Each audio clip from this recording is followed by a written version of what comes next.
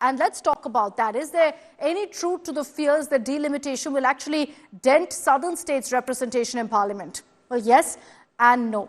Delimitation is essentially the process of fixing the number of Lok Sabha and Assembly seats in the states.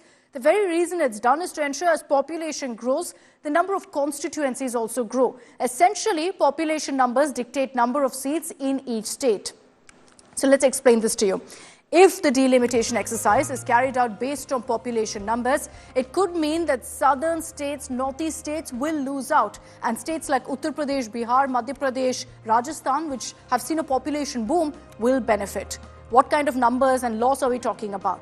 Tamil Nadu could lose about 8 to 9 seats of their 39. Mind you, I'm saying if you see the current delimitation version happening. Kerala could lose 8 seats. Karnataka could lose 2. Andhra and Telangana could lose about 8 seats. And that's why in the southern states there's so much of anger over this. Uttar Pradesh could actually gain about 11 seats. Bihar could get 10 more seats. Rajasthan could go from 25 seats to 31 seats. So essentially gain 6 seats. So these states will benefit. The south will be dented, so will the northeast. What that translates to is that states which have successfully controlled their population numbers will be punished. But all this at the moment is speculation, is conjecture. Why?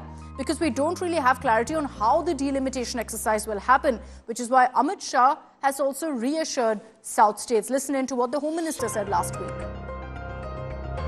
Modi ji ने निश्चित रूप से आपके सभी हितों की रक्षा कर delimitation में आपका एक भी सीट प्रोरेटा कम न हो और जो बढ़ोतरी होगी इसमें उचित हिस्सा दक्षिण भारत के राज्यों को भी मिलेगा। इसमें कोई शंका रखने की जरूरत नहीं है। तमिलनाडु के सीएम हमेशा मोदी सरकार ने तमिलनाडु को अन्याय किया इसकी बात करती है।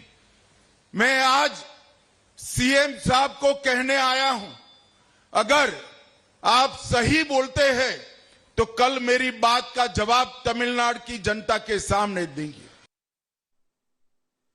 So let's say seat numbers for the south don't change.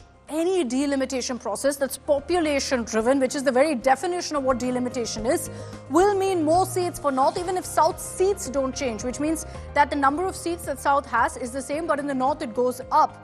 South's share therefore may drop to 19%. North states could go up to 60%.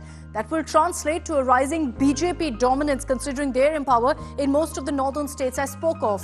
It's not just a parliament impact. Taxes may rise for the south with 30% versus a state like Bihar or UP, which will get 250 to 300% off returns. This is where, again, there is a controversy. So before we move on to our next story, just a brief note on what the delimitation process looked like when seats changed based on population. I'll just list that out for you. In the 1951 census, we had a population of 36.1 crore. So the number of Lok Sabha seats were fixed at 494. The next census in 1961, our population became 43.9 crore. So seats went up to 522. And so with every census, the number of constituencies went up. This obviously means that states with a larger population get more representation in parliament. Seems unfair, right?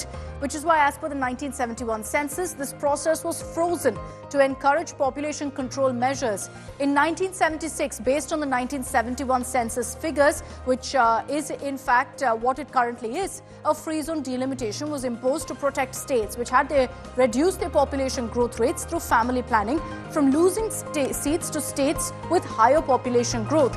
So then in 2001, after the census was carried out, the boundaries of constituencies were adjusted without changing the number of seats. But here's the catch. This freeze on the process was only till 2026. So next year, there are questions on how the delimitation exercise will be carried out and if the parliamentary seats will be changed.